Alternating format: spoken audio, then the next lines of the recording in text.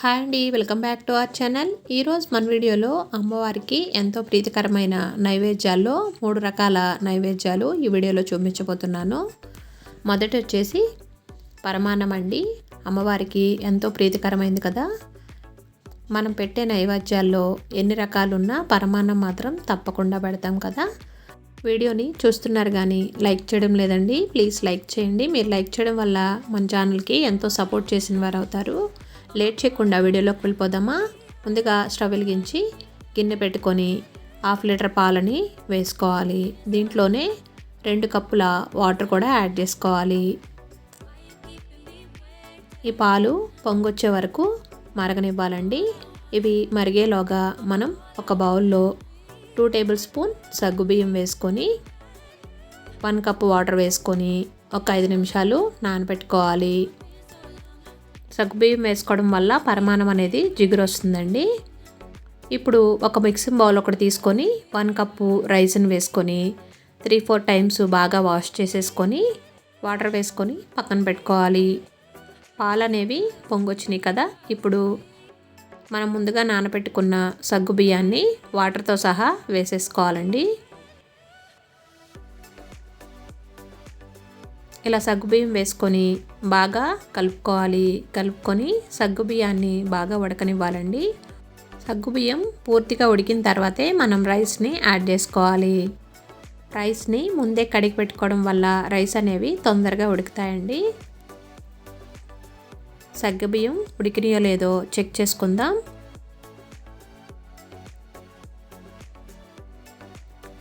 ఇప్పుడు సగ్గుబియ్యం ఉడికిపోయినాయండి. రైస్ని యాడ్ చేసుకుందాం. వాటర్ సపరేట్ చేసుకొని ఆ రైస్ని యాడ్ చేసుకోవాలి. రైస్ ఇలా వేసుకున్న తర్వాత ఒకసారి బాగా కలుపుకొని మీడియం ఫ్లేమ్లో రైస్ బాగా ఉడికేటట్టు కుక్ చేసుకోవాలండి. రైస్ అనేవి బాగా మెత్తగా ఉడికిపోయిన తర్వాతే మనం బెల్లాన్ని యాడ్ చేసుకోవాలి. రైస్ ఉడికిందో లేదో చెక్ చేసుకుందాం.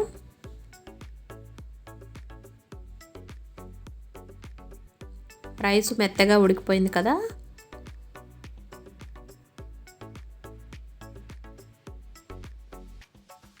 ఇప్పుడు బెల్లాన్ని యాడ్ చేసుకోవాలి. 1 కప్పు బెల్లం అయితే సరిపోతుందండి. 1 కప్పు బెల్లం తురుముకొని వేసుకుంటున్నాను.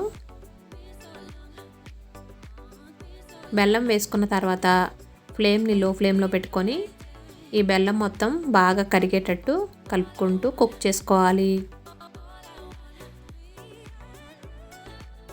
అక్కడక్కడ బెల్లం ముక్కలు ఉన్నా కూడా అవి తొందరగానే కరిగిపోతాయండి. ఇలా కరగనివ్వాలి బెల్లం మొత్తాన్ని. బెల్లం కరిగిందండి. బెల్లం కరిగిన తర్వాత ఒకసారి బాగా కలుపుకొని ఫ్లేవర్ కోసం 1 టేబుల్ స్పూన్ ఇలాచీ పౌడర్ వేసుకుంటున్నాను.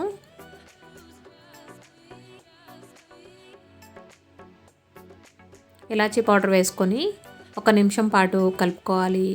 మనం బెల్లం వేసుకున్న తర్వాత బెల్లం అనేది కొంచెం పాకం వచ్చే వరకు కుక్ చేసుకోవాలి. అంటే మనకి కలుపుతుంటే పరమాన్నం జిగురుగా అనిపించాలండి.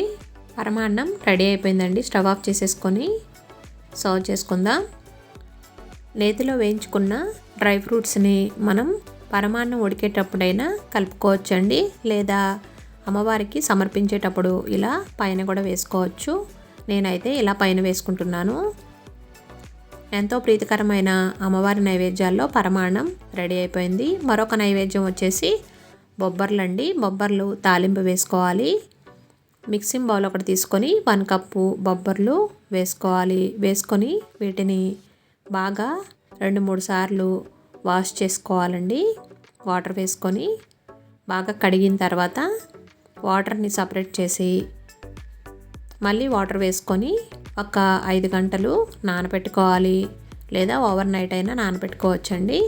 ఇలా నానబెట్టుకున్న బొబ్బర్లని వాటర్ సపరేట్ చేసేసుకొని కుక్కర్ ఒకటి తీసుకొని కుక్కర్లో ఈ బొబ్బర్లని వేసుకోవాలి. ఈ బొబ్బర్లో 1/2 టేబుల్ స్పూన్ సాల్ట్ కూడా వేసుకుంటున్నాను. కుక్ చేసేటప్పుడు ఇలా సాల్ట్ వేసుకోవడం వల్ల బొబ్బర్లకి సాల్ట్ సరిపడా పడుతుందండి. దీంట్లోనే 1 కప్పు వాటర్ వేసుకొని కుక్కర్ మూత పెట్టుకొని కుక్కర్ విజిల్స్ 2 విజిల్స్ అయితే సరిపోతాయండి. అదే మనం బొబ్బర్లని నానబెట్టకపోతే కనుక 6 విజిల్స్ వేయించుకోవాలి. 2 విజిల్స్ వచ్చిన తర్వాత ఇలా బౌల్లోకి తీసుకున్నాను. బొబ్బర్లు అనేవి ఇలా చిదిపితే ఇలా మెత్తగా ఉండాలండి. ఇప్పుడు వీటిని తాలింపు వేసుకుందాం. తాలింపు కోసం స్టవ్ వెలిగించి ప్యాన్ పెట్టుకొని 2 టేబుల్ స్పూన్ ఆయిల్ వేసుకోవాలి. ఆయిల్ హీట్ అయిన తర్వాత 1 టేబుల్ స్పూన్ జీలకర్ర, 1 టేబుల్ స్పూన్ ఆవాలు, 2 ఎండుమిర్చిని ముక్కల కింద కట్ చేసుకొని వేసుకుంటున్నాను. వీటిని ఫ్రై చేసుకొని సన్నగా తురుముకున్న మిర్చిని కూడా వేసుకుంటున్నానండి. 2 రెబ్బల కరివేపాకు వేసుకొని వీటిని బాగా ఫ్రై చేసుకోవాలి. మనం కారం వేసుకోవటం లేదు కాబట్టి మిర్చి అనేది ఎక్కువగా వేసుకోవాలండి.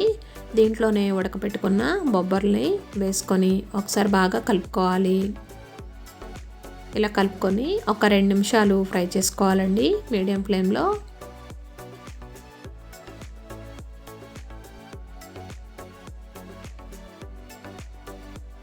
హాఫ్ టేబుల్ స్పూన్ పసుపు వేసుకుంటున్నాను. ఇలా పసుపు వేసుకొని 1 నిమిషం పాటు ఫ్రై చేసుకొని స్టవ్ ఆఫ్ చేసేసుకోవడమే. అమ్మవారికి పెట్టే నైవేద్యాల్లో బొబ్బర్ల తాలింపు రెడీ అయిపోయిందండి. ఇప్పుడు ఒక బౌల్లోకి సర్వ్ చేసుకుందాం. 9 రకాల నైవేద్యాల్లో రెండో రకమైన బొబ్బర్ల తాలింపు రెడీ అయింది. మరొక నైవేద్యం వచ్చేసి ప్రసాదం పులిహార అండి. ఎన్ని నైవేద్యాలున్నా పులిహార అనేది తప్పకుండా పెడతాం కదా. ఈ పులిహారని ఎలా చేసుకోవాలో చూద్దాం. ఒక బౌల్ తీసుకొని 2 నిమ్మకాయ సైజ్ అంతా చింతపండుని తీసుకుంటున్నానండి. ఇలా చింతపండుని తీసుకొని 3-4 టైమ్స్ బాగా వాష్ చేసేసుకొని దీంట్లో 2 కప్పుల వేడి నీళ్ళు వేసుకోవాలండి. ఇలా హాట్ వాటర్ వేసుకోవడం వల్ల చింతపండులో గుజ్జంతా చాలా ఈజీగా వచ్చేస్తుంది. ఇలా వాటర్ వేసుకొని పక్కన పెట్టుకోవాలి. ఒక 5 నిమిషాల తర్వాత ఈ చింతపండుని మనం సూప్ తీసేసుకుందాం. బాగా ఇలా స్మాష్ చేసుకుంటూ ఈ చింతపండులోని పిప్పి మొత్తం తీసేసుకొని ఒక బౌల్లోకి సపరేట్ చేసుకోవాలి. ఈ విధంగా చింతపండు సూప్ అనేది తీసుకొని పక్కన పెట్టుకోవాలి. ఈ చింతపండు సూప్ అనేది ఇలా చిక్కగా ఉండాలండి, వాటర్గా ఉండకూడదు. రైస్ అనేది ఇలా ఉడుకుతుండగా 1 టేబుల్ స్పూన్ ఆయిల్ వేసుకున్నామంటే రైస్ అనేది పొడి పొడిలాడుతూ బాగా ఉడుకుతుందండి. ఈ విధంగా రైస్ని ప్రిపేర్ చేసుకొని పక్కన పెట్టుకోవాలి. మిక్సీ జార్ తీసుకొని దీంట్లో 1 టేబుల్ స్పూన్ ఆవాలు, 4 ఎండుమిర్చిని ఇలా ముక్కల కింద కట్ చేసుకొని వేసుకోవాలి. హాఫ్ టేబుల్ స్పూన్ సాల్ట్ కూడా యాడ్ చేసుకొని మెత్తటి పౌడర్ కింద ఇలా మిక్సీ పట్టుకోవాలండి. పులిహోర కలుపుకొని ఇలా బౌల్లోకి ఈ పౌడర్ని వేసేసుకోవాలి. ఇలా పౌడర్ వేసుకొని ఈ పౌడర్ పైన మనం కుక్ చేసుకున్న రైస్ని వేడిగా ఉండంగానే ఇలా స్ప్రెడ్ చేసుకోవాలండి. ఇలా వేడి రైస్ని ఇలా ఆవపిండి మీద వేసుకోవడం వల్ల ఈ ఆవపిండి అనేది పచ్చివాసన పోతుంది.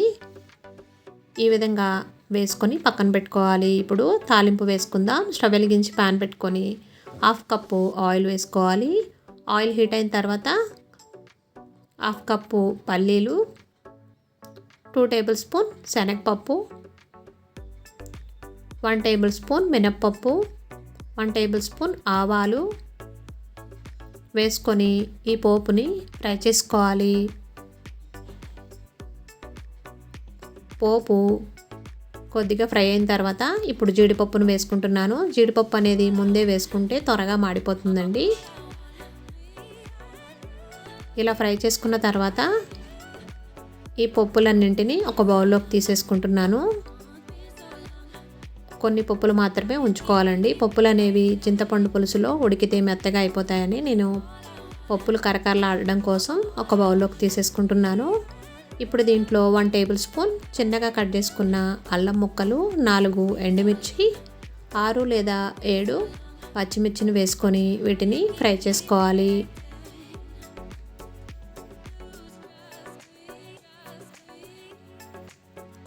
ఇలా ఫ్రై అయిన తర్వాత 4 రెబ్బల కరివేపాకు వేసుకుంటున్నాను. వేసుకొని వీటన్నింటినీ బాగా ఫ్రై చేసుకోవాలి. కరివేపాకు బాగా ఫ్రై అయిన తర్వాత ముందుగా మనం తీసి పెట్టుకున్న చింతపండు గుజ్జుని ఇందులో వేసుకోవాలండి. ఈ పేస్ట్ మొత్తాన్ని ఇందులో వేసుకున్న తర్వాత ఒకసారి బాగా కలుపుకొని ఇప్పుడు దీంట్లో సాల్ట్ని యాడ్ చేసుకోవాలి. రైస్కి సరిపడా సాల్ట్ అనేది యాడ్ చేసేసుకుంటున్నాను. 2 table spoon salt, 1 table spoon బెల్లం అనేది ఇష్టం లేకపోతే స్కిప్ చేయొచ్చండి, కానీ బెల్లం వేసుకుంటేనే టేస్ట్ బాగుంటుంది. 1/2 టేబుల్ స్పూన్ పసుపు వేసుకొని వీటన్నింటిని బాగా కలుపుకోవాలి. ఇలా కలుపుకొని ఫ్లేమ్ని లో ఫ్లేమ్లో పెట్టుకొని మూత పెట్టుకొని కుక్ చేసుకోవాలండి. ఈ చింతపండు గుజ్జు అనేది ఉడుకుతుండగా మీదకి తులుతూ ఉంటుంది, కాబట్టి మూత పెట్టుకొని ఒక 5 నిమిషాలు కుక్ చేసుకోవాలి. ఈ చింతపండు గుజ్జులోని ఆయిల్ అంతా సపరేట్ అయ్యే వరకు ఈ విధంగా ఆయిల్ సపరేట్ అయ్యే వరకు కుక్ చేసుకోవాలండి.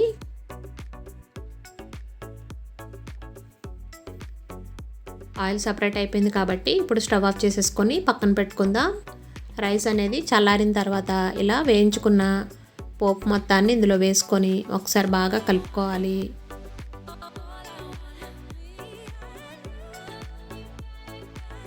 ఈ విధంగా కలుపుకున్న తర్వాత ఈ చింతపండు సూప్ మొత్తాన్ని వేసేసుకుంటున్నాను. ఈ రైస్కి సరిపోతుంది కాబట్టి నేను ఈ సూప్ మొత్తాన్ని వేసేసుకొని రైస్కి బాగా పట్టేటట్టు కలుపుకోవాలి.